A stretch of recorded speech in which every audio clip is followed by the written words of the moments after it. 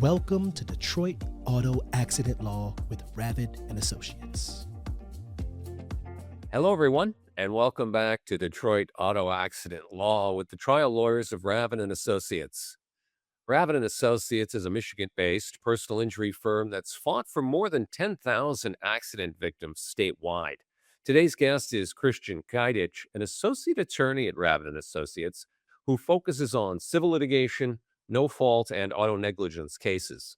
I'm Sean O'Connor, and today we're talking about uninsured and underinsured motorist coverage in Michigan and what happens when insurance coverage isn't enough after an accident. Kristian, hi, good to see you. Good to see you again, Sean. Our last conversation was about insurance claims and maximizing payouts and that sort of thing. I'm wondering, what do uninsured and underinsured motorist coverage actually protect you against after an accident? So there are two distinct things, and the first one we'll talk about is just this uninsured motorist coverage. And when that comes into play, it's under your own policy, and it comes into play when it's either a hit and run auto accident or if somebody hits you and they have no auto insurance. And what happens in those scenarios is rather than you still sue the individual, but if they have no insurance or you don't know who is sued because it was a hit and run accident, you have that coverage under your own policy in order to recover money for pain and suffering. And then the second one we have is something called underinsured motorist coverage, which also comes under your own policy. And what that means is, let's say somebody hits you and their policy is only $50,000 and your underinsured motorist coverage is $100,000. So you're able to recover $50,000 from the at-fault driver and then another $50,000 from your own auto insurance to make up that $100,000 underinsured policy that you have.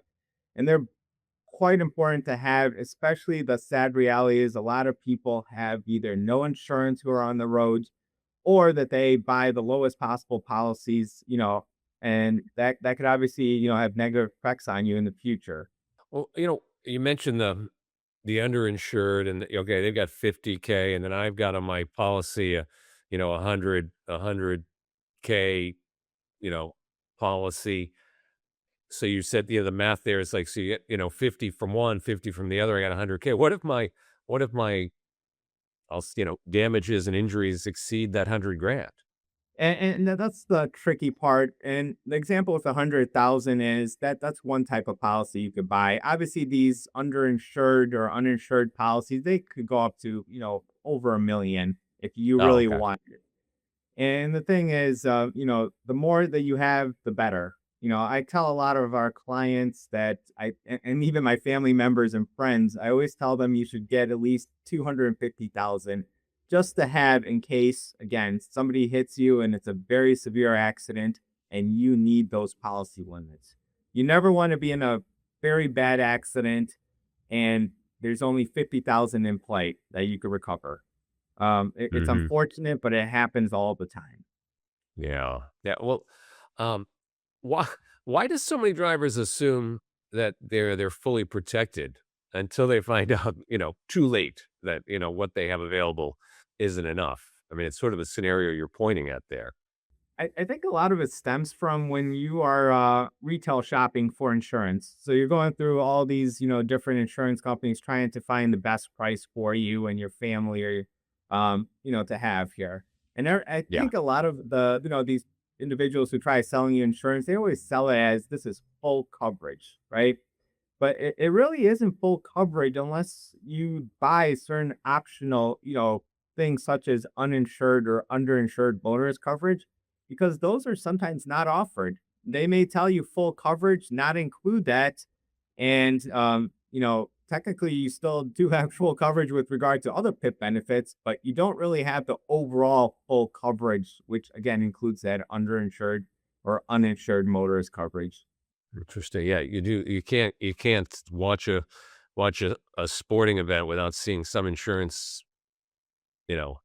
claims around. I saved X amount of dollars on my insurance. It's like, well, and in this case, it's like, well, what did you actually get for that, or what have you given up potentially, right? So, and that's a great point, Sean. And I'm for sure we see commercials all the time.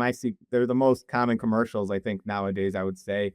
And the thing is, Correct. Maybe you do save some premium, but what are you getting in your policy? And that's the real question, to save that money that, they're saying that, we helped you save money on your policy premiums. But again, at the end of the day, what'd you give up, for that, savings? What about, serious injuries? How do serious injuries make these types of coverage issues more important than people expect? It just goes originally back to what I said earlier, and I always recommend always get at least 250,000 policy. The worst Hmm. scenario that could happen is that you're very badly injured, need surgery, or God forbid it's a death case, and the Yeah. other individual only has 50,000 policy. And, at the end of the day, you're stuck with that. And it's very unfortunate that, not that a life is, you could ever measure, money wise, but I think we could agree 50,000 is nothing to cover a loss of a, human life from a Yeah. collision. What what are some of the biggest misconceptions that when you encounter people, what are they thinking incorrectly about their own auto policy?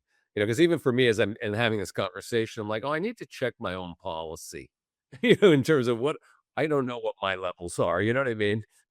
Yeah, I think the big misconception is that the insurance companies have to sell you certain things in your policy. They have to have certain requirements they have to meet according to the statute. But some of the ones that are not, and we keep discussing about this, is this uninsured and underinsured motorist coverage. They are not required to sell you that coverage. That's an optional thing that you have to buy in addition to the required stuff that has to be sold to you in your policy. And I think a lot of the times, people, one, frankly, probably don't know. And two, they're not even sure what, this underinsured or uninsured motorist coverage is. And it's unfortunate because I tell, like I said, all my family, friends, clients, it's such an important coverage to have. And you have to make sure that you have it because, again, at the end of the day, people are driving out there with no insurance or they're driving with a bare minimum insurance, and that could be devastating for you. And these policy limits, which I think is in some what we're talking about when you say, hey, get the 250 at least, right? I mean, that's going to affect obviously what someone's ultimately able to recover. Is that right? Or is there something beyond that to know? Correct. So the policy limits are usually the contractual agreement that you or the individual has with the insurance company. So it's pretty much saying, in exchange for the premiums that you're paying us, we will cover up to our policy limits. And like I said, it could be 50, it could be 100, it could be 250, it could be a million. And that's why it's important to really, check your policy limits and make sure that you have sufficient coverage in case you're ever involved in a collision. If I have that hypothetical $1 million limit, that doesn't necessarily mean I'm getting paid that after an accident, right? It's up to that. If I didn't suffer enough, if you will, they're not going to give me a million. I'm going to get some lesser amount. And that's correct, Sean. They can pay up to $1 million, but let's say your They don't have injuries to. are, yeah, but they don't have to. But let's assume the injuries are 2 months of physical therapy, and that's it. And one visit from a primary care doctor, and that's not gonna equate to $1 million. But again, you have that coverage available in case you do need it. What about challenges? What challenges tend to come up when someone's trying to pursue compensation, through their insurance company, right, for these kinds of policies? Yeah, specifically for that uninsured and underinsured motorist coverage, the way it works is that your insurance company kind of takes the place of the Apple driver. And so, the same defenses that the Apple driver's insurance company would use, such as, whether it's, social media posts, communications that, you've had with the insurance company, pre-existing conditions, or whatever other things that the Apple driver's insurance company would use against you. Your own insurance company is kind of taking the shoe of them and they'll present the exact same defenses, to try to diminish the case as much as they can to, pay as less that they can with regard to any claim that's, set. Not surprising, unfortunately. Uh-huh. It's unfortunate, Sean. Yeah. What about is there a situation in your recent work where, an insurance coverage limitations created a much bigger problem for someone uh that was insured? Maybe it's just that it's that like you should have had the 250 limit, man, or I don't know. Yeah, this is an unfortunate story, Sean. I was actually speaking to another attorney about 2 weeks ago, and he got a new client who came in who unfortunately became a paraplegic after the Hmm. auto accident. So it was that serious of an auto accident. And this attorney, obviously looked at all the coverages of the at-fault driver and then his own client to see if he had any uninsured or underinsured. And at the end of the day, this attorney found that the Apple driver only had a $50,000 policy. And his client had no underinsured coverage that we were talking about earlier. And unfortunately for that individual, that severe of an injury, his case is going to get limited, to that $50,000 policy that I assume the insurance company will pay out, right away. But again, that does not equate to the injuries that this individual sustained, and it's unfortunate. Yeah. This may be outside of your expertise in a sense, but okay, if I'm in that situation and now I'm, a paraplegic in the wake of an accident like that, am I suing that driver for okay, I got my insurance money that's not nearly enough. Is that the sort of recourse that ends up happening there that someone takes? Yeah, so one, if the insurance company ends up paying that example earlier with that $50,000 policy limit, at the end of the day, the insurance companies also has to protect their, insured. And they're gonna get a release that says, in exchange for 50,000, you promise not to sue our insured again for this auto accident. And Mm, that's the dilemma that you're in now. So do you take the 50,000 policy limit and give up your rights?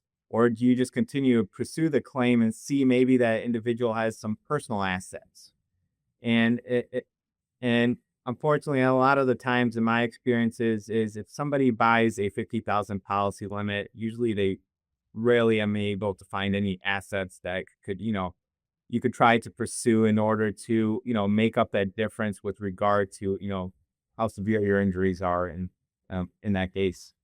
got it. So it would be a case by case thing. So again, if you knew that this person coming at you with this or the insurance company with a pretty low buyout, so to speak, and you could tell that this person had significant assets, that might be like, I'm not going to take the insurance company. I'm not going to sign away my rights. I'm going to pursue this. But if it's the other way, then obviously it might be as good as you can do and you're stuck. That's perfectly, you explained it perfectly well, Sean, there. So now, as we wrap up here, like people listening, like what would you tell them? Like, what are you telling drivers to focus on? What should they pay attention to in their own insurance policy? Like for me right now, I'm going to get off this podcast and I'm like, I got to pull my insurance card and like, what are my numbers? What's your advice? My advice, the first one is I mentioned it just earlier before, is get uninsured and underinsured motorist coverage. And get some policy limit that you're comfortable with paying for it. And I can tell you from my experience that additional policy usually ranges between roughly about 50 to $125 every 6 months. So Right. that's all you're paying for this coverage, and it's not significant amount based off of what could actually happen to you. And like I said, if the coverage was very expensive, I could see why people would not buy it. But if it's in that range, usually where I see it between 50 and $125 for a 6 month period to get this coverage, I highly recommend it. Forbid that anyone's ever in an auto accident, but if they are, at least they would have that coverage for protection, so you're not in a bad scenario in the future. All right. Well, I like that. I like that as a place to end it, including myself. When you walk away from your computer or your phone, if you're listening out there, go check your insurance card, check your policy, send your agent an email, and ask them about underinsured and uninsured coverage. Uh, that's my public service announcement for the day. Uh, Christian, thanks so much for being here. Thanks for the expertise that you bring and the compassion. Really appreciate it. And we'll see you on a future episode. Thanks again, Sean.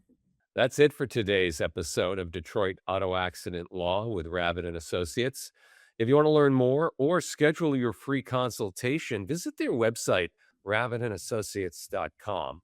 You pay no legal fees unless they recover something for you. So it's definitely worth a visit. Thanks for listening. And don't forget, leave us a review, a thumbs up, subscribe to the podcast, or maybe someone in your world recently had an auto accident. Send them a link to this episode. That's super helpful.